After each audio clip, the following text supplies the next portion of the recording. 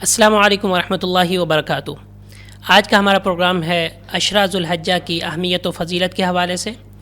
اس میں کون کون سے کام کرنے چاہیے، کس کام سے بچنا چاہیے، اور ہمارے معاشرے میں عشرہ ذو الحجہ کے حوالے سے اگر ہم اس کی قدر و منزلت کو پہچان لیتے ہیں تو کون سے اثرات مرتب ہوتے ہیں، اس کا فائدہ کیا ہوتا ہے، اور اگر اس کی قدر و منزلت کو ہم نہیں پہچانتے تو اس کے نقصانات کیا ہوتے ہیں۔ اس حوالے سے بات کرنے کے لیے ہمارے ساتھ موجود ہے اسلام آباد کی بحریہ یونیورسٹی کے ہیڈ آف ڈپارٹمنٹ ڈاکٹر سید محمد شاہد ترمذی صاحب۔ جی ڈاکٹر صاحب، کیا حال ہے آپ کا؟ خیریت سے؟ جی الحمدللہ، اللہ کا شکر ہے۔ آپ سنائیں، خیر وفیت سے ہیں؟ الحمدللہ، اللہ کا الحمدللہ۔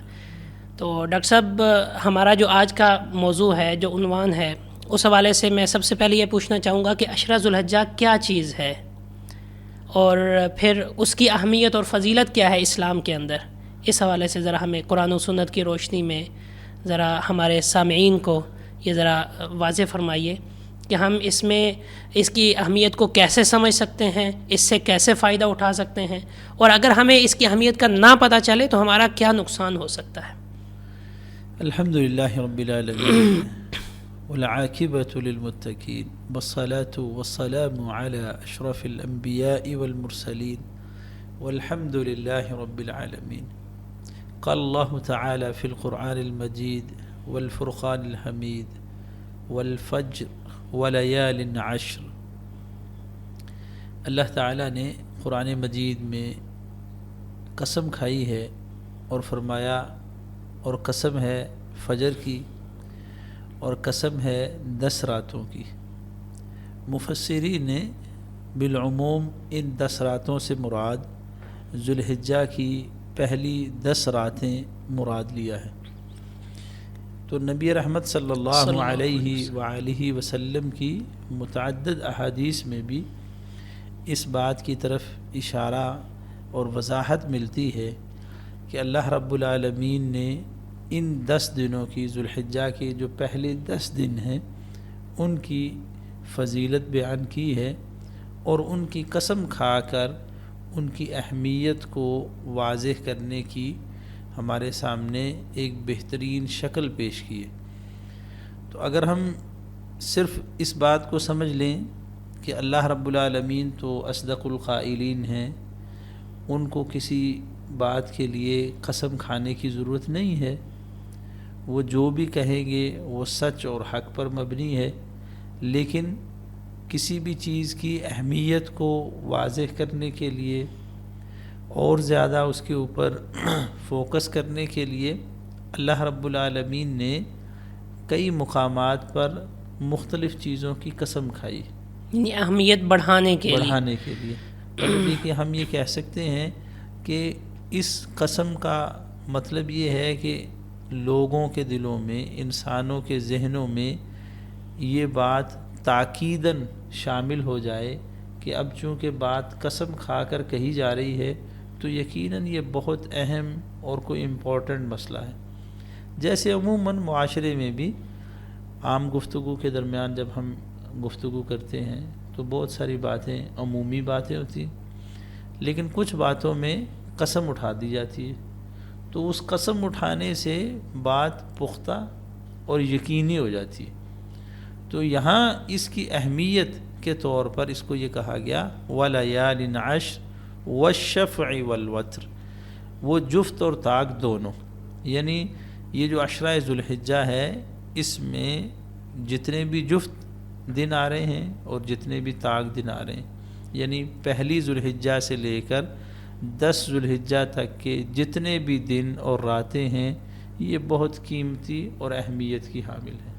ڈاکٹر صاحب، یہ ذرا سامعین ممکن ہے کچھ کو جفت اور طاق کا علم نہ ہو، تو جفت سے کیا مراد ہے اور طاق سے کیا مراد ہے؟ جی، جفت جو ہے وہ ہم یہ کہتے ہیں، جیسے ریاضی میں ہندسہ کے طور پر جو ہے وہ 2 4 6 8 10 یہ جفت ہیں، اور طاق سے مراد 1 3 5 7 ہے۔ تو یہاں اللہ تعالیٰ نے اس کا جو ہے وہ ذکر اس انداز میں کیا۔ اسے ہمیں سمجھنے کے لیے تھوڑی سی بات ذرا بیک گراؤنڈ میں جانا پڑے گا کہ رمضان المبارک کا جو آخری عشرہ ہے، اس آخری عشرے میں نبی رحمت صلی اللہ علیہ وسلم نے فرمایا کہ تم لیلۃ القدر کو ڈھونڈو اور اس کی طاق راتوں میں ڈھونڈو. تو اس کا مطلب یہ ہے کہ لیلۃ القدر کی رات عشرہ جو رمضان کا آخری ہے اس کی طاق راتوں میں سے کوئی ایک رات یعنی جفت میں نہیں ہے. جفت میں نہیں ہے. صحیح صحیح. اور یہاں جو بات کی گئی، یہاں یہ بات کلیئرٹی سے کہی گئی کہ یہ جو جفت اور طاق دونوں راتیں ہیں وہ دونوں اہمیت کی حامل ہیں. صحیح. تو اس میں اگر ہمیں یہ سمجھ آ جاتی ہے تو اس کا مطلب یہ ہوا کہ وہ جو ہماری عید ہے، عید قربان ہے، عید الاضحیٰ ہے، وہ بھی اس عشرہ کے اندر شامل ہے. جی بالکل، وہ عید الاضحیٰ جو ہے وہ اس کے اندر شامل ہے، اور 10ویں تاریخ تو وہی ہے، اور وہ دن بھی جو ہے وہ اسی طرح سے اہمیت کا حامل ہے. اور اس سے ہمیں یہ بھی ایک اور بات بھی سمجھ آتی ہے، جس طرح قربانی کے جو دن ہیں وہ ایک سے زیادہ ہیں، تو قربانی جو زیادہ فضیلت والا عمل ہے، یعنی جس کا زیادہ ثواب ملے گا، وہ پہلا دن. بالکل. اس میں کوئی شک نہیں ہے کہ جو قربانی 10 ذوالحجہ کی جائے گی اس کا اجر و ثواب زیادہ ہے باقی دنوں کے مقابلے کے. صحیح. تو اس میں ڈاکٹر صاحب ہمیں یہ ذرا بتائیے کہ عشرہ ذوالحجہ نبی صلی اللہ علیہ وسلم نے کیسے گزارا، صحابہ کرام نے اس میں کیا کیا اعمال کیے، اور نبی صلی اللہ علیہ وسلم نے اس میں کرنے کے کام بتائے کیا ہیں، صحابہ کرام کا اس میں پریکٹیکلی کیا انداز تھا کہ اس کی کیسے اہمیت کو اجاگر کرتے تھے، اس حوالے سے ذرا رہنمائی فرمائیے. سب سے پہلے تو آپ نے ایک ہی بار میں کافی سارے سوال جو ہیں وہ کیے. چلے ہم اس کو ذرا تھوڑا سا جی علیحدہ کر لیتے ہیں. تو سب سے پہلی بات تو ہمیں یہاں یہ سمجھنی چاہیے کہ اس کی فضیلت جو ہے وہ کیا ہے. تو پہلی فضیلت جو نبی رحمت صلی اللہ علیہ وآلہ وسلم نے فرمایا، ما من ایام احب الی اللہ، اور ایک حدیث کے الفاظ ہیں اعظم الی اللہ العمل الصالح فیہن، کہ کوئی ایسا دن نہیں ہے جس میں کیا گیا عمل اللہ تعالیٰ کو زیادہ محبوب ہو، پسندیدہ ہو ان 10 دنوں کے مقابلے میں کیے گئے عمل سے. اور دوسری حدیث میں فرمایا ما من ایام اعظم، یعنی اللہ تعالیٰ کے ہاں قدر و منزلت کے اعتبار سے کوئی بھی عمل جو نیک ہے، جو عام دنوں میں کیا گیا ہو، وہ اللہ تعالیٰ کو قدر و منزلت میں زیادہ نہیں ہے ان 10 دنوں کے مقابلے میں. اس کا مطلب یہ ہے کہ ان 10 دنوں میں جو بھی نیکی کی جائے گی، چاہے وہ بدنی نیکی ہے، چاہے وہ مالی ہے، چاہے وہ نفلی ہے، چاہے وہ فرضی ہے، ہر طرح کی نیکی اللہ تعالیٰ کے ہاں پسندیدہ بھی ہے، اور اللہ تعالیٰ کے ہاں وہ قدر و منزلت میں بھی بہت مقام و مرتبہ والی ہے بنسبت سال کے باقی دنوں کے، سال کے باقی دنوں میں. اور علماء امت نے کیٹاگوریکلی یہ بات ذکر کی ہے کہ اس کے اندر ہمیں کسی بھی طرح کے شک اور شبہ میں نہیں جانا چاہیے. یہ بات بالکل کلیئرٹی سے جب نبی رحمت صلی اللہ علیہ وسلم نے فرمایا ما من ایام، اس کا مطلب ہے کوئی بھی ایسا دن نہیں ہے کہ جس کے اندر آپ نے کوئی عمل کیا ہے وہ اور اس دن کا عمل یہ برابر نہیں ہو سکتے اجر و ثواب کے اعتبار سے، قدر و منزلت کے اعتبار سے، فضیلت کے اعتبار سے، اجر و ثواب کے اعتبار سے. تو ان 10 دنوں میں کی گئی نیکی، وہ آپ تسبیحات کی صورت میں کر رہے ہیں، وہ نوافل پڑھنے کی صورت میں کر رہے ہیں، وہ آپ فرائض کو باقاعدگی سے ان کے اوقات میں پورا کرنے کی کوشش میں کر رہے ہیں، کوئی بھی نیکی، وہ لوگوں کے ساتھ اچھا برتاؤ ہے، اخلاقیات ہیں، معاملات ہیں، کوئی بھی نیکی آپ کریں گے وہ عام سال کے باقی دنوں کے مقابلے میں ان دنوں میں کی گئی جو ہے وہ نیکی کے مقابلے میں قطعاً جو ہے وہ نہیں ہوگی. اسے یہاں پر ذکر کیا گیا. لیکن اس سے ایک اور سوال بھی پیدا ہوتا ہے کہ ہمارے معاشرے میں تو رمضان المبارک سب سے ٹاپ پہ جا رہا ہے نا، یعنی یقیناً اللہ تعالیٰ نے اس کی بڑی فضیلت بیان کی ہے، رسول اللہ صلی اللہ علیہ وسلم نے بڑی فضیلت بیان کی، لیکن ہمارے معاشرے میں تو عشرہ ذوالحجہ کو کچھ سمجھا ہی نہیں جاتا. یعنی ساری فضیلت رمضان کی ہے، پورے سال کے اعمال جو ہے نا، ہم زکوٰۃ بھی رمضان میں دے رہے ہوتے ہیں، اسی طرح صدقہ خیرات بھی رمضان میں دے رہے ہوتے ہیں، دسترخوان ہم لگاتے ہیں، لیکن عشرہ ذوالحجہ کے بارے میں تو ہمارے معاشرے میں کوئی خاص کنسیپٹ نہیں ہے. تو ایک تو ہمیں یہ بتائیے کہ کیا ان 10 دنوں کا عمل رمضان کے اعمال سے بھی زیادہ فضیلت والا ہے؟ ہمیں یہ بات بالکل سب سے پہلے سمجھنی چاہیے کہ ہمارے ہاں یقیناً خاص طور پہ سب کانٹیننٹ کے اندر اگر ہم کہیں تو رمضان المبارک کا باقاعدہ اہتمام کیا جاتا ہے، اور یہ بہت اچھی بات ہے. ہر ایک شخص اس کا بھرپور اہتمام کرتا ہے، اور یہ بہت ہی اچھی عادات اور خصائل میں سے ہے جو ہمارے ہاں معاشرے میں رائج العمل ہے. اس کا احترام ہر لحاظ سے کیا جاتا ہے.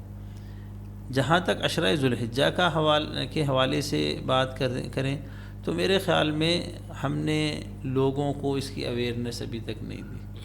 مطلب ہماری کچھ غلطی ہماری کوتاہی ہے اور کہ ہم کمزوری ان کو یہ نہیں بتا سکے کہ ان دنوں کی فضیلت، مقام و مرتبہ کیا ہے.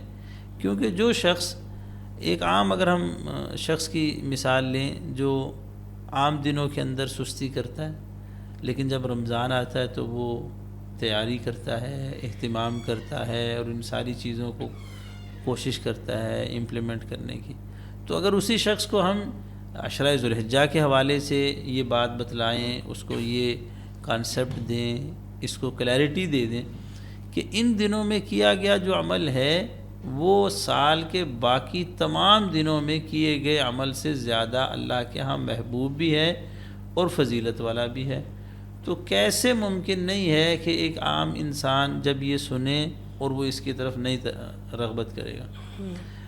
بڑی مزے کی بات اگر میں یہ کہوں تو عموماً ہمارے ہاں بھی یہ اصول ہے کہ اگر کوئی آدمی کسی کی پسندیدہ کسی چیز کو اڈاپٹ کرتا ہے، اس کو خوش کرتا ہے، تو وہ آدمی اس سے خوش بھی ہو جاتا ہے، اور پھر اس کی ساری مرضیاں، اس کی ساری باتیں بھی پوری ہو جاتی ہیں.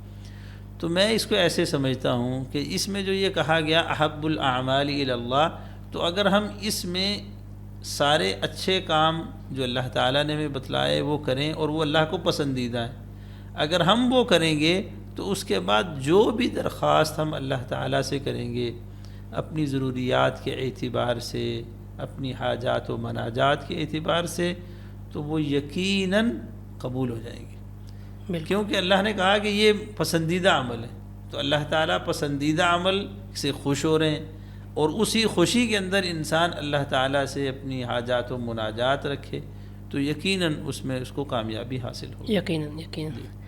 تو اس میں ڈاکٹر صاحب صحابہ کرام نے ان 10 دنوں کو کیسے جو ہے نا وہ پریکٹیکلی کر کے دکھایا کہ واقعتاً اس کی بہت زیادہ اہمیت ہے، تو ان کے اعمال اس بارے میں ذرا. ہاں، حضرت ابو ہریرہ رضی اللہ تعالی عنہ اور حضرت ابن عمر رضی اللہ تعالی عنہما، ان کا جو ہے وہ باقاعدہ اثر ملتا ہے روایات میں.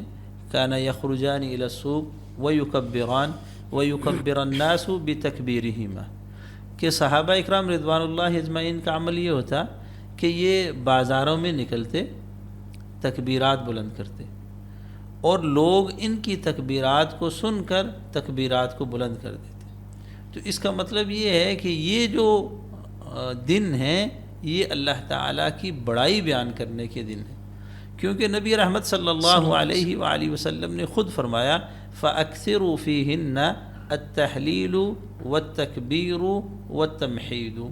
اللہ کے پیارے نبی محمد الرسول اللہ صلی اللہ علیہ وسلم نے فرمایا کثرت کرو ان دنوں کے اندر التحلیل لا الہ الا اللہ کی، التمحید اللہ تعالیٰ کی حمد بیان کرنے کی، الحمدللہ کہنے کی، التکبیر اللہ تعالیٰ کی کبریائی بڑائی بیان کرنے کی، اللہ اکبر کہنے کی. تو نبی رحمت اس کا مطلب ہے ہمیں یہ بتلا رہے ہیں کہ ان دنوں میں کرنے کے کام یہ ہیں.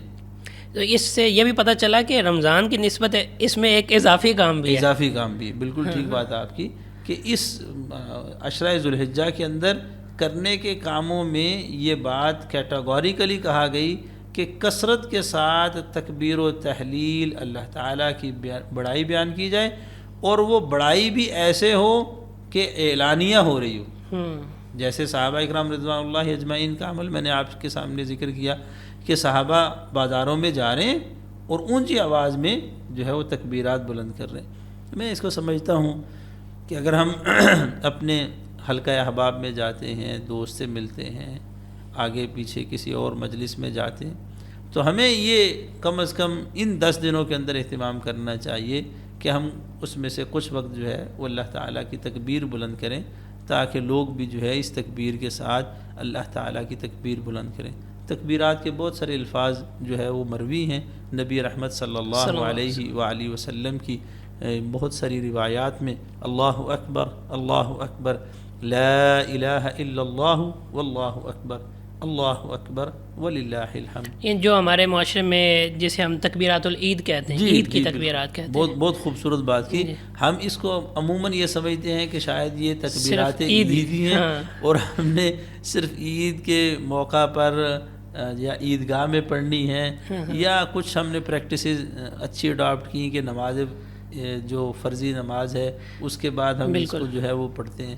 تو یہ بنیادی طور پر اسپیسیفکلی اس کے لیے نہیں، یہ اسپیسیفک ہے اس سارے عشرے سے، کہ ہمیں اس سارے عشرے کے اندر جو ہے وہ اللہ تعالیٰ کی تکبیرات کو بلند کرنا ہے اور اللہ کی کبریائی کو جو ہے وہ بیان کرنا ہے۔ ڈاکٹر صاحب یہ آپ نے وہ نمازوں کی بات کی تو اس سے میرے ذہن میں آیا کہ یہ نمازوں کے بعد جو تکبیرات ہیں یہ کس دن یا کس نماز سے لے کر کس نماز تک پڑھی جاتی ہیں، یا کیا یہ پورے عشرہ ذو الحجہ میں پڑھی جاتی ہیں؟ اس میں تھوڑا سا واضح کر دیجیے گا۔ اس کے حوالے سے جو ہے وہ بنیادی طور پر عشرہ ذو الحجہ کے پورے جو عمومی بات ہے وہ تو یہ ہے کہ جیسے نبی رحمت صلی اللہ علیہ وسلم نے فرمایا فَأَكْثَرُ فِيهِنَّ التَّحْلِيلُ وَالتَّكْبِيرُ، تو ہمیں وہ کرنی چاہیے، لیکن جو خصوصیت کے ساتھ عمل موجود ہے اس میں جو ہے وہ 10 ذو الحجہ سے شروع ہو جاتا ہے یہ عمل، اور یوم عرفہ یوم عرفہ سے جو ہے وہ شروع ہو جاتا ہے، اور 13 ذو الحجہ تک جو ہے وہ عصر کی نماز تک، یعنی یوم عرفہ 9 ذو الحجہ کی فجر سے، 9 ذو الحجہ فجر سے شروع ہو جاتا ہے، اور یہ جو ہے وہ 13 ذو الحجہ عصر تک جو ہے وہ یہ عمل جاری رہتا ہے، یعنی ایام تشریق کے اختتام تک۔ جی یہ اصل بات یہ ٹھیک آپ نے کہی کہ یہ ایام تشریق کی تکبیرات کے ساتھ جو ہے اس کو خاص کر دیا جائے تو زیادہ۔ تو رسول اللہ صلی اللہ علیہ وسلم نے ان 10 دنوں میں کوئی خاص عمل، یعنی ایک تو یہ بتا دیا نا تکبیرات، تسبیحات اور تحلیلات اور یہ ساری چیزیں، تو اس کے علاوہ نبی صلی اللہ علیہ وسلم نے کوئی اور خاص عمل یعنی عام نیکیوں سے ہٹ کر کوئی خاص عمل کیا ہو؟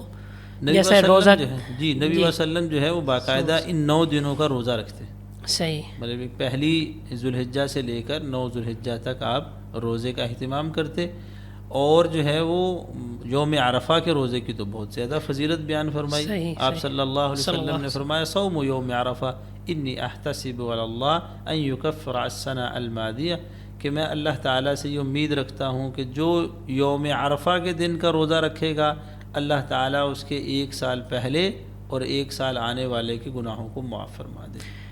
تو اس کا مطلب کیا ہوا کہ ایک اہتمام تو یہ ہے، جیسے ابن خزیمہ میں اور سنن ابن ماجہ میں روایات موجود ہیں کہ نبی رحمت صلی اللہ علیہ وآلہ وسلم اس پورے عشرے کے اندر پہلے سے لے کر 9 تک مسلسل روزے رکھتے۔ 10 ذو الحجہ چونکہ یوم النحر ہے اس لیے اس دن روزہ نہیں رکھا جائے گا، عید کا دن ہے، باقی جو ہے وہ عرفہ کے روزے کی فضیلت علیحدہ سے نبی رحمت صلی اللہ علیہ وسلم نے بیان فرمائی، اور یہ بتلا دیا کہ یہ ایک روزہ ہے اور اس کا اجر 2 سالوں کے گناہوں کی معافی ہے۔ اللہ اکبر۔ میرے خیال میں تو یہ ایک ایسی اپرچونٹی ہے، ایک ایسا اللہ تعالیٰ کا فضل ہے کہ شاید اس سے بڑی بات ہم نہ سمجھ سکیں۔ میں عموماً یہ بات کہتا ہوں کہ اللہ تعالیٰ معاف کرنا چاہتے ہیں اور وہ اس پر تیار ہیں، صرف فرق یہاں ہے کہ بندہ اللہ کی بارگاہ میں آیا ہے یا نہیں آیا، بس، یا کب آیا ہے، ہاں بس اتنی سی بات، مطلب اس ٹائم ڈیوریشن میں سارا کا سارا اختیار بندے کے پاس ہے۔ دیکھیں اگر ہم تھرو آؤٹ ساری چیزوں کو انالیسس کریں تو ہمیں بڑی آسانی سے سمجھ آ سکتی ہے کہ نبی رحمت نے فرمایا یوم عرفہ کے دن اللہ جتنے لوگوں کو جو ہے وہ جہنم سے آزاد کرتے ہیں کسی دن میں آزاد نہیں کیا جاتا، سال یعنی پورے سال کے دنوں میں۔ ہاں تو اس میں رمضان بھی آ گیا، ہاں رمضان بھی آ گیا، یعنی جتنے لوگ عرفہ والے دن جہنم سے آزادی پاتے ہیں اتنے لوگ پورے سال میں، حتیٰ کہ رمضان میں بھی کسی دن میں اتنے لوگ نہیں ہیں، اس سے بھی زیادہ لوگ عرفہ کے دن ہوتے ہیں۔ اللہ اکبر، یعنی یہ بات تو ہمارے معاشرے میں معروف ہی نہیں ہے، لوگوں کو پتہ ہی نہیں ہے۔ اسی طرح دیکھیں اگر ہم دیکھیں تو لیلۃ القدر میں رمضان کی ہر رات میں نبی صلی اللہ علیہ وسلم نے فرمایا لوگوں کو جہنم سے آزاد کیا جاتا ہے لیلۃ القدر کے اندر اللہ تعالیٰ۔ تو اس کا مطلب کیا ہے کہ اللہ تعالیٰ چاہتے ہیں کہ بس بندہ کسی طریقے سے میرے آ جائے۔ اور وہ تیار بیٹھے ہیں، یعنی آنے والے کو خالی ہاتھ نہیں موڑا جائے، نہیں لٹایا جائے، بس ضروری ہے کہ کوئی آ جائے. ہاں مطلب آ کر وہ اپنے گناہوں پر نادم ہو تو اللہ رب العالمین اسے معاف کرنے کے لیے تیار. اللہ ہم پھر سب کو اگر معاف فرمائے. آمین آمین. پھر اگر ہم قرآن مجید کا مطالعہ کریں تو یہ قرآن کا ایک اسلوب مجھے بہت خوبصورت لگتا ہے اسی حوالے سے، چونکہ بات اب ہو رہی ہے. قل یا عبادی الذین اسرفوا علی انفسہم لا تقنطوا من رحمت اللہ ان اللہ یغفر الذنوب جميعا. اسلوب یہ ہے، قرآن کہہ رہا ہے قل یا عبادی، کہہ دیجئے اے میرے بندو. اب کون سے بندے ہیں ذرا تصور کریں ہر شخص اس بات کو. قل یا عبادی الذین اسرفوا علی انفسہم، ان بندوں کو کہا جا رہا ہے میرے بندو جنہوں نے اپنی جانوں پر ظلم کر لیا، یعنی جو گنہگار. اور ظلم بھی اسراف کی شکل، اسراف کی شکل میں، اسرفوا علی انفسہم، یعنی حد سے ہی بڑھ حد گئے. سے بڑھ گئے. اللہ نے اپنی نسبت پھر بھی ان کے ساتھ رکھی ہوئی ہے، یعنی اللہ انہیں اپنے بندے اپنے کہے. بندے کہہ رہا ہے. اللہ. عموماً ہوتا کیا ہے، آپ نے کسی کو امپلائی رکھا ہو، کسی کے ساتھ آپ کا تعلق ہو، کوئی گڑبڑ ہو جائے، حد سے تجاوز ہو جائے، تو آپ کہتے ہیں میرا آپ سے کوئی تعلق نہیں، میں آپ کو جانتا نہیں ہوں، آپ کون ہیں. اگر بہت زیادہ حد سے تجاوز ہو جائے تو ہم کہتے ہیں ہماری تو اس سے قطع تعلق ہی ہے. بالکل. مطلب اس کے لیے کیا ہوتا ہے، مطلب کچھ لوگ جو ہے وہ اخباروں میں اشتہار دینا شروع کر دیتے ہیں، بھئی ہمارا کہ اس کا ہمارا کوئی لینا دینا نہیں، ہم اس کے ساتھ نہیں کوئی تعلق رکھتے. یہ حتیٰ کہ والدین بیٹوں کو آگ کرنے کی صورت میں آ جاتے ہیں. بالکل. لیکن یہاں قرآن کا اللہ تعالیٰ کا اسلوب سمجھیے کہ خود قرآن کہہ رہا ہے یا عبادی، اے میرے بندو، میرے بندو، میرے بندو. اتنی اپنائیت ہے اس کے اندر. تو وہی اپنائیت جو ہے اس بات کو ثابت کر رہی ہے ان اللہ یغفر الذنوب جميعا، کہ بے شک اللہ تعالیٰ تمام گناہوں کو معاف کر دیتے ہیں. لا تقنطوا، تم نا امید نہ ہو، نا امید نہ ہو. تو یہ انسان کو سمجھنا چاہیے کہ اللہ تعالیٰ تو راضی ہیں معاف کرنے کے لیے، اب میں کیسے اس کی بارگاہ میں پہنچوں یہ انسان کے اختیار میں ہے، اور میرے خیال میں اس میں دیر نہیں کرنی چاہیے. نہیں کرنی چاہیے. اچھا ڈاکٹر صاحب نے یوم عرفہ کی بات کی، تو یوم عرفہ یعنی ایک تو ہو گیا اس کا روزہ، 2 سال کے گناہوں کا کفارہ، ایک گزشتہ اور ایک آئندہ. دوسرا آپ نے کہا کہ یوم عرفہ اللہ رب العزت اس دن اتنے لوگوں کو جہنم سے آزادی دیتے ہیں کہ پورے سال میں اس کے برابر لوگوں کو آزادی نہیں ملتی کسی اور دن میں. کیا عرفہ کے دن کوئی خاص دعا بھی ہے؟ رسول اللہ صلی اللہ علیہ وسلم نے کوئی خاص دعا بھی بتائی ہو، سکھائی ہو اس حوالے سے؟ ویسے تو جو بہترین دعا ہے وہ تو حجاج کرام کو باقاعدہ بتلائی جاتی ہے، اور وہ دعا انبیاء علیہم والسلام کی دعا بھی کہلاتی ہے. یعنی سارے انبیاء نے وہ دعا، سارے انبیاء نے جو ہے وہی دعا جو ہے وہ مانگی ہے، اور وہی دعا جو ہے وہ باقاعدہ رسول اللہ صلی اللہ علیہ وسلم نے بھی مانگی ہے. وہ دعا بھی سکھلائی جاتی ہے. لا الہ الا اللہ وحدہ لا شریک لہ لہ الملک ولہ الحمد. یہ پوری دعا جو ہے ویسے یہ دعا تو میرے خیال میں ہمارے معاشرے میں سب لوگوں کو سب لوگوں کو آتی. بالکل ٹھیک بات آپ نے کی. ہاں اصل میں میں یہ سمجھتا ہوں ہمارے معاشرے میں بہت ساری چیزیں لوگوں کو معاشرتی طور پر پتہ تو ہیں، لیکن ان کی اہمیت جو ہے وہ واضح نہیں ہے ان کے سامنے. مطلب یہ دعا بھی لوگوں کو پتہ ہے، لیکن اب ہم یہ بات کہہ رہے ہیں، جیسے بھی آپ نے اس کی طرف اچھا اشارہ بھی کیا کہ یہ وہ دعا ہے جو تمام انبیاء نے مانگی، یہ وہ دعا ہے جو نبی رحمت صلی اللہ علیہ وسلم نے مانگی، یہ وہ دعا ہے جو حاجی میدان عرفہ میں کھڑا ہو کر اللہ تعالیٰ سے مانگ رہا ہے، اور پھر جس نے بھی اس دعا کے ساتھ مانگا اس کو رد نہیں کیا جاتا. اب یہ ساری باتیں جب کسی انسان کو پتہ چلیں گی تو کیسے ممکن ہے کہ وہ ان الفاظ کے ساتھ نہیں مانگے گا. بالکل. تو یہ بنیادی بات ہے کہ ہم اس طرح کی اویئرنیس جو ہے وہ لوگوں کے اندر پیدا کریں. یہ اگر آپ ان کلمات کو دہرا دیجئے تاکہ سن کر جو لوگ ان ذہن نشین ہو جاتی ہے نا یہ بات. لا الہ الا اللہ وحدہ لا شریک لہ لہ الملک ولہ الحمد وہو علی کل شیء قدیر. اچھا ڈاکٹر صاحب، یعنی ایک سوال یہ پیدا ہوتا ہے کہ اس میں تو ہم نے اللہ سے کچھ مانگا نہیں، جبکہ یہ سارے انبیاء کی دعا ہے، رسول اللہ صلی اللہ علیہ وسلم نے یہ دعا مانگی، حجاج مانگ رہے ہیں، تو یہ دعا کیسے ہے؟ اس میں تو ہم اللہ سے کچھ نہیں مانگ رہے، تو اس کو دعا کیسے کہا گیا؟ بہت بہترین بات کی ہے. اس کے حوالے سے میں ایک اور بات اس سے ریلیٹ کر لیتا ہوں. وہ ایسے ہے، حضرت موسیٰ علیہ الصلاۃ والسلام نے اللہ تعالیٰ سے کہا اللہ تعالیٰ مجھے کچھ کلمات سکھا دے، میں تجھ سے مانگنا چاہتا ہوں. تو اللہ تعالیٰ نے کہا کہ تم کو لا الہ الا اللہ. حضرت موسیٰ نے اللہ تعالیٰ سے استفسار کیا یا اللہ یہ تو ساری دنیا مانگتی ہے، میں تو کو خاص. حضرت موسیٰ کلیم اللہ ہیں، اللہ تعالیٰ سے ہم کلام ہوتے ہیں، اور ان کی اپنائیت قرآن میں بھی بڑے جیسے محبت میں ہوتا نا کہ کچھ خاص چاہیے. جی تو قرآن میں بھی ان کی مختلف قسم کے اوقات میں اللہ تعالیٰ سے ہم کلام ہونا اور اس اسلوب کو بڑے خوبصورت انداز میں سورہ طٰہٰ میں بھی اللہ تعالیٰ نے ذکر کیا. تو نبی رحمت صلی اللہ علیہ وسلم فرماتے ہیں اللہ تعالیٰ نے فرمایا اگر یہ کلمہ ایک پلڑے میں رکھ دیا جائے اور دوسرے پلڑے میں ساری کائنات رکھ دی جائے تو یہ پلڑا جس میں لا الہ الا اللہ ہے یہ بھاری ہوگا اس سب پر. اللہ. تو یہ جو دعا ہے اس میں بھی یہی ہے. اصل چیز اس میں تو اضافہ ہو گیا. ہاں اصل چیز جو ہے وہ کیا ہے؟ اللہ تعالیٰ کی توحید. اور یہ توحید جو ہے وہ بنیاد ہے. اس سے ہمیں یہ بھی بات سمجھ آتی ہے کہ اگر کوئی شخص ان کلمات کو اللہ کے سامنے بار بار پیش کرتا ہے تو اسے اپنی کوئی حاجت مانگنے کی ضرورت نہیں پیش آئے گی. میں یہ کہہ سکتا ہوں کہ جب ہم اللہ کی توحید بیان کریں گے تو اس سے بڑی اللہ تعالیٰ کی تعریف کوئی نہیں. اور دعا کے مانگنے کے اسالیب میں سے ایک اسلوب یہ ہے کہ سب سے پہلے اللہ تعالیٰ کی حمد و ثنا اور اس کی تعریف کی جائے. تو اس میں سے یہ ایک ہے. یعنی اس کے بعد اگر کوئی شخص کچھ مانگنا چاہتا ہے تو مانگ بھی سکتا ہے، اور اگر کچھ نہیں مانگتا تو اللہ کو تو پتہ ہے. بالکل ایسا. تو اللہ تعالیٰ ساری حاجات و ضروریات اس کی خود سے پوری کرتی چلے جائیں. ایسے.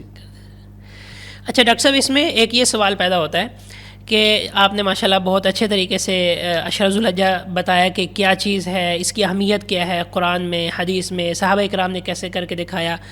تو اگر ہمارا معاشرہ، ہم لوگ اس عشرہ ذو الحجہ کی بھی اہمیت کو اسی طرح سمجھنے لگ جائیں جس طرح ہم رمضان المبارک کی اہمیت کو سمجھتے ہیں، تو ہمارے معاشرے میں کیا مثبت تبدیلیاں آئیں گی؟ اور خاص طور پر اس بارے میں بھی ذرا بتائیے گا کہ مثلا منڈیاں لگی ہوئی ہیں، لوگ جانور خرید رہے ہیں، بیچنے والے بیچ رہے ہیں، تو کیا خریدنے اور بیچنے پر بھی اس کے اثرات مرتب ہوں گے، اور عید کے اوپر بھی اس کے کوئی اثرات مرتب ہوں گے؟ اس حوالے سے ذرا. بہت خوبصورت بات کی ہے آپ نے. بنیادی طور پر تو ہمیں یہ بات اچھے طریقے سے سمجھنا چاہیے کہ جو عبادت ہے اس کا اثر انسان کی روحانیت پر ہوتا ہے، اور جو انسان روحانی طور پر پاکیزہ ہو جاتا ہے اس کا اثر اس کے معاملات میں، اس کے اخلاق میں، اس کی زندگی پہ بڑی تیزی سے جو ہے وہ واضح ہونا شروع ہو جاتا ہے. یہ بنیادی طور پر یہ جو مختلف رمضان، عشرہ ذو الحجہ، پھر اسی طرح یوم عاشوراء کے روزے، مختلف دنوں کی فضیلتیں، یہ بنیادی طور پر ریفریشر کورسز ہیں روحانیت کے لیے. مطلب اللہ تعالیٰ نے یہ جو ریفریشر کورسز رکھے ہیں ہمارے لیے، اس کا مقصد یہ ہے کہ ایک شخص نے ایک کورس کیا اور اس کے بعد اس میں تھوڑی بہت کوتاہی آنا شروع ہوئی، تو پھر دوبارہ سے اس کو ایک کورس، کوئی نیا موقع سامنے آیا. یعنی یہ نفس کی پاکیزگی کے مطلب اس کو اس کورس سے دوبارہ گزارا جا رہا ہے. تو جو اس میں تھوڑی بہت سستی اور اس میں کمی آ رہی تھی وہ دوبارہ سے اللہ تعالیٰ سے اپنے تعلق میں مضبوط ہونے لگا، اللہ سے اپنے معاملات میں بہتر ہونے لگ جائے. تو یہ اللہ تعالیٰ بنیادی طور پر چاہتے ہی یہ ہیں، کیونکہ ہم اگر قرآن مجید کا مطالعہ کریں تو عبادات کا اصل کیا ہے؟ لعلکم تتقون، اللہ تعالیٰ کا تقوی اختیار کرنا. وہ قربانی ہے، وہ روزہ ہے، وہ کوئی بھی عبادت ہے. قربانی کے بارے میں قرآن نے کہا لن ینال اللہ لحومها ولا دماؤها ولکن ینالہ التقوی منکم، کہ اللہ تعالیٰ کے پاس تو تمہارا تقوی پہنچتا ہے کہ تم نے کس اخلاص نیت اور کس کیفیت کے ساتھ اس جانور کو ذبح کیا. یہ نہیں ہے کہ جانور آپ نے کتنے کا لیا ہے، کہاں سے لیا ہے اور اس کے لیے کیا کچھ کیا، یہ نہیں ہے. وہ خود قرآن نے کہہ دیا اس کا گوشت سے بھی تم فائدہ اٹھاتے ہو، اس کی چیزوں سے بھی تم فائدہ اٹھاتے ہو. تمہیں تو صرف فائدے کی چیزیں، لیکن اصل چیز کیا ہے؟ اللہ تعالیٰ جو اللہ کے حضور جو چیز پیش ہوتی ہے. تو میں یہ کہتا ہوں کہ جیسے علماء امت نے یہ کہا کہ کوئی بھی نیکی کرنے کے بعد اگر آپ نیکی میں آگے بڑھ رہے ہیں، نیکی کرنے کا دل کر رہا ہے، تو سمجھ لیجئے کہ آپ کا معاملہ پازیٹیوٹی کی طرف جا رہا ہے. یعنی یہ ہم کہہ سکتے ہیں کہ یہ قبولیت کی نشانیوں میں سے نشانی. اور اگر آپ نیکی کرنے کے بعد نیکی کرنے کی طرف نہیں جا رہے تو پھر آپ کو رک کر ضرور سوچنا چاہیے. ایک آدمی ہے جو نماز ادا کر رہا ہے، قرآن کہہ رہا ہے ان الصلاۃ تنہی عن الفحشاء والمنکر، نہ وہ منکر سے بعد آ رہا ہے نہ فحاشی سے بعد آ رہا ہے، تو قرآن تو غلط نہیں ہے، اس کا مطلب ہے کہیں نماز میں کوئی مسئلہ آ رہا ہے. یعنی نماز کے اندر وہ کوالٹی نہیں پیدا ہو رہی جو اس کو ایک سٹیپ اوپر لے کے جا رہی ہے. تو اسی طرح یہ جو عشرہ ذوالحجہ ہے، اس میں ہم نے اللہ کی کبریائی بیان کی ہے، تسبیحات کی ہیں، نوافل ادا کیے ہیں، نمازیں ادا کی ہیں. تو اس کا مطلب ہے کہ روحانی طور پر معاشرہ جو ہے وہ پاکیزگی اختیار کر رہا ہے. تو جب روحانی طور پر معاشرہ پاکیزگی اختیار کرتا ہے تو پھر اس کے اثرات ہر لیول پر پہنچنا شروع ہو جاتے ہیں، چاہے پھر وہ بیوپاری کیوں نہ ہو، چاہے وہ خریدار کیوں نہ ہو، پھر وہ تقوی والا ہوگا. یہ تو جیسے دیکھیں نا کہ بہت سے فراڈ سامنے آتے ہیں کہ جانوروں کو کچھ ایسی چیز کھلائی پلائی ہوئی تھی کہ ایک دن کے بعد وہ پہلے تو ماشاءاللہ صحیح موٹا تازہ تھا جانور، جب وہ خرید کر گھر لے کر گئے ہیں تو وہ ایک آدھے دن کے اندر اندر وہ بہت سمارٹ ہو گیا اور خوشک ہو گیا، شاید کمزور ہو گیا، کمزور لاغر نظر آ. اصل میں تو یہی بات ہے نا. دیکھیں انسان یہ کیوں کر رہا ہے؟ انسان یہ کر رہا ہے لالچ کے لیے، انسان یہ کر رہا ہے دھوکہ دہی کی بنیاد پر، دنیا کا تھوڑا سا فائدہ اٹھانے کے لیے. تو اگر وہ روحانی طور پر پاکیزہ ہو جائے گا تو پھر وہ ان ساری چیزوں سے، ان ساری غلاظتوں سے اپنے آپ کو دور کر کے حلال طریقے سے اپنے مال کو کمانے کی بھی کوشش کرے گا اور اس کو جو ہے وہ تجارت کے طور پر جو ہے وہ لے کر چل بھی رہا. اس سے میرے ذہن میں ایک یعنی کہ آئیڈیا کہہ لیں کہ آ رہے کہ اس وقت ہماری جتنی بھی منڈیاں ہیں، یعنی خاص طور پر یہ ذوالحجہ جیسے ہی شروع ہوتا ہے تو منڈیاں بہت زیادہ آباد ہونی شروع ہو جاتی ہیں، وہاں پر تو تکبیرات کا کنسیپٹ ہی نہیں ہے. ایسے ہی بالکل، حالانکہ لوگوں کا مجمع اکٹھا ہے، بیچنے والوں کا بھی اور خریدنے والوں کا بھی. تو وہاں پر بھی کوئی ایسا علماء کو چاہیے کوئی ایک دعوتی ڈیسک لگائیں اور اس میں تکبیرات بھی چل رہی ہوں، لوگوں کو جانوروں کے بارے میں معلومات بھی دی جا رہی ہوں شرعی طور پر کہ نبی صلی اللہ علیہ وسلم نے کیا بتایا، کیسا جانور لینا چاہیے، جانور خریدنے اور بیچنے میں کن چیزوں سے بچنا چاہیے. تو میرے خیال میں یہ ایک پریکٹیکلی ایک سٹیپ ہے جو ہمیں لازمی طور پر لینا چاہیے. بہت خوبصورت بات ہے کہ اس طرح کے کام جو ہے وہ دعویٰ اسٹریٹجی کے طور پر ہونے چاہیے تاکہ ہر لحاظ سے جو ہے وہ معاشرے کے اندر لوگوں کو اویئرنیس دی جا سکے اس بات کی طرف کہ اگر آپ ایک قربانی کا عمل کرنے کے لیے جا رہے ہیں، اس میں پیسے بھی خرچ کر رہے ہیں، وقت بھی صرف کر رہے ہیں، اور آپ اس کام کو کرنے کے لیے خود انوالو بھی ہو رہے ہیں، تو اس کی جو شرائط ہیں وہ ساری چیزیں ہیں اس کو بھی جو ہے وہ ملحوظ خاطر رکھیں. ڈاکٹر صاحب کوئی ایسا کام بھی ہے جس سے نبی صلی اللہ علیہ وسلم نے منع کیا ہو کہ ان 10 دنوں میں آپ یہ کام نہیں کر سکتے؟ ہاں، نبی رحمت صلی اللہ علیہ وسلم نے فرمایا اذا رأیتم ہلال ذی الحجہ، کہ جو بھی تم میں سے جو ہے وہ ذی الحجہ کا چاند دیکھ لے اور وہ یہ ارادہ بھی رکھتا ہو واراد ان یضحی فلیمسک عن شعرہ واظفارہ، کہ وہ ارادہ رکھتا ہے کہ وہ قربانی کرے تو پھر نہ وہ اپنے بال کٹوائے اور نہ ہی وہ اپنے ناخن کٹوائے. اس کا مطلب یہ ہے کہ ان 10 دنوں کے اندر جیسے ہی ذی الحجہ کا چاند نظر آئے گا، جو شخص ذی الحجہ کی خاص طور پر قربانی کا ارادہ رکھتے ہیں ان کے لیے تو یہ لازم شرط ہے کہ وہ نہ اپنے بالوں کو کٹوائیں اور نہ ہی جو ہے وہ اپنے ناخنوں کو کٹوائیں، اور اگر وہ کٹوانا چاہتے ہیں تو ذی الحجہ سے پہلے چاند نظر آنے سے پہلے کٹوا دنوں میں اس کو کر لیں تاکہ اس حکم پر بھی جو ہے وہ عمل. میرے خیال میں یہ شاید لوگوں کے ہاں اس بارے میں کافی کوتاہی پائی جاتی ہے علم نہ ہونے کی وجہ سے، کہ مطلب اہتمام نہیں کیا جاتا کہ ہم ذی الحجہ کا چاند دیکھنے سے پہلے بال کٹوا لیں، اپنی حجابت بنوا لیں، ناخن کاٹ لیں. تو یعنی ذی الحجہ کے دنوں میں وہ رش اسی طرح دکانوں پر ہوتا ہے بال کٹوانے کے لیے، حجابت بنوانے کے لیے. اچھا ڈاکٹر صاحب، کیا یہ صرف قربانی کرنے والے شخص کے لیے ہے یا اگر کوئی شخص قربانی نہیں کرنا چاہتا تو اس کے متعلق بھی کوئی بال ناخن کاٹنے کے بنیادی طور پر تو جو مسند روایت ہے وہ صرف انہی لوگوں کے لیے ہے جو قربانی کا ارادہ رکھتے ہیں، اور وہی صحیح مستند بات ہے۔ کچھ روایات ایسی ہیں جن میں عموم کا تذکرہ بھی ہے، لیکن علماء نے اس کی صحت کے اوپر کلام کیا ہے، اس لیے یہ بنیادی طور پر وہ ایک جو سنا جاتا ہے کہ اگر کوئی شخص یہ بال اور ناخن نہیں کاٹتا اور عید کے بعد کاٹتا ہے تو اس کو قربانی کا اجر و ثواب ملتا ہے۔ یہ مختلف روایات موجود ہیں، لیکن ان کی صحت کے اوپر علماء امت نے کلام کیا ہے۔ صحیح۔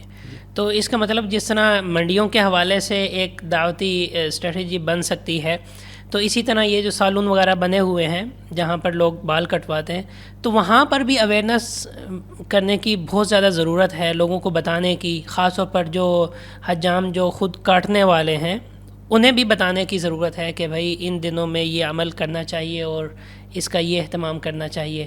میرے خیال میں تو جو سیلونز وغیرہ ہیں وہاں کرنے سے زیادہ بہتر ہے کہ ہم لوگوں کے اندر یہ اویئرنیس پیدا کریں۔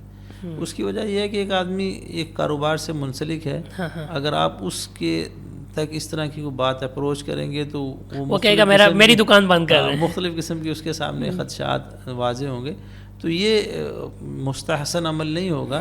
اس کے بجائے لوگوں کو اس کے اوپر اویئرنیس دی جائے، لوگ اس کے اوپر خود اہتمام کریں، اور جب لوگ سمجھ لیتے ہیں تو خود بخود یہ چیزیں پھر اسکیجول ہو جاتی ہیں اور خود بخود اس کا اہتمام شروع ہو جاتا ہے، تو وہ اصل بات کی طرف بھی آ جاتے ہیں۔ اچھا ڈاکٹر صاحب، جس طرح نیک عمل کرنے کا اجر بہت زیادہ ہے، تو کیا اگر کوئی شخص گناہ کرتا ہے تو وہ اس کی گناہ کا بھی وزن زیادہ ہوگا، یعنی وہ بڑا گناہ سمجھا جائے گا؟ بنیادی طور پر تو یہ اللہ تعالیٰ کی ہم پر بڑی رحمت ہے کہ نیکیوں میں تو اضافے کی اور خوشخبری بھی ہے، اور اس میں اجر و ثواب کی بھی فضیلت ہے۔ من جاء بالحسنۃ فلہ عشر امثالها ومن جاء بالسیئۃ فلا یجزی الا مثلها۔ قرآن مجید کی آیت ہے کہ یہ اللہ تعالیٰ کی کمال رحمت ہے کہ کوئی انسان نیکی کرے تو اللہ تعالیٰ کہتے ہیں اس میں 10 گنا اس سے بھی زیادہ بڑھا چڑھا کر اس کو اللہ تعالیٰ بیان فرما رہے ہیں، اور اجر و ثواب کی بات۔ لیکن جو گناہ ہے تو اللہ تعالیٰ اس کے بارے میں فرما رہے ہیں اس کو اس کے گناہ کے برابر ہی اللہ تعالیٰ جو ہے وہ سزا دیں گے۔ اس کا مطلب یہ ہے کہ ہم اللہ تعالیٰ سے یہ امید رکھتے ہیں کہ اگر انسانوں سے کوتاہی ہو رہی ہے، کوئی کمی رہ جا رہی ہے ان عشرہ ذو الحجہ کی ادائیگی کے اندر، تو اللہ تعالیٰ اپنی رحمت کے ساتھ اس کو معاف بھی کریں گے اور اس کو اتنا ہی رکھیں گے جتنا وہ ہے، جتنا اس نے جرم کیے یا گناہ کیے، سزا ہے۔ لیکن جو نیکیوں کا معاملہ ہے وہ یقیناً ویسے ہی ہے جیسے نبی رحمت صلی اللہ علیہ وسلم نے فرمایا کہ نیکیاں کرنے والے شخص کا عمل عام دنوں میں کی گئی نیکی سے زیادہ اللہ کو محبوب بھی ہے اور اللہ کے ہاں اس کی فضیلت بھی ہے۔ بہت شکریہ ڈاکٹر صاحب۔ تو ناظرین، آج کا جو ہمارا یہ سیشن تھا، ڈاکٹر صاحب نے بہت ہی اچھے طریقے سے قرآن و سنت کے دلائل کی روشنی میں ہم سب کے سامنے یہ چیزیں واضح کی ہیں کہ عشرہ ذو الحج کا چاند نظر آنے سے لے کر 10 ذو الحجہ تک کا یہ جو 10 دنوں کا دورانیہ ہے، اسے ہم عشرہ ذو الحجہ کہتے ہیں، اور ان 10 دنوں میں کوئی بھی عمل ہم کرتے ہیں تو اس کا اجر اللہ رب العزت کے ہاں باقی دنوں کے کیے گئے اعمال سے سب سے زیادہ آگے نکل جاتا ہے، یعنی باقی دنوں کے اعمال ان 10 دنوں کے اعمال کے برابر نہیں ہے۔ تو اس میں صحابہ اکرام نے بہت زیادہ کوشش کی، رسول اللہ صلی اللہ علیہ وسلم نے بھی روزے رکھے، صحابہ اکرام بھی رکھتے تھے، اور خاص طور پر تکبیرات کا اور اعلانیہ تکبیرات کا اہتمام صحابہ اکرام کیا کرتے تھے۔ تو ہم نے بھی انشاءاللہ ان نیکیوں میں آگے بڑھنا ہے، اور اس عشرہ ذو الحجہ کی جو اہمیت ہے اس کو سمجھتے ہوئے، اپنے دلوں میں اس کی قدر و منزلت کو بٹھاتے ہوئے ہم نے اللہ رب العزت کی بڑائی بیان کرنی ہے، اللہ رب العزت کی توحید کا اعلانیہ اقرار کرنا ہے، تاکہ اللہ رب العزت ہم سب سے خوش ہو جائیں، اور ہمارے جتنے بھی معاملات ہیں، ہمارے جتنے بھی مسائل ہیں، ہماری جتنی بھی مشکلات ہیں، وہ اللہ تعالیٰ اپنے خاص رحم و کرم کے ساتھ وہ سب چیزیں حل فرما دیں، ہماری یہ دنیا بھی کامیاب بنا دیں اور ہماری آخرت بھی بہترین بنا دیں۔ اسی کے ساتھ ہم اپنے پروگرام کا اختتام کرتے ہیں۔ آپ سب کا بہت شکریہ۔ السلام علیکم ورحمۃ اللہ وبرکاتہ۔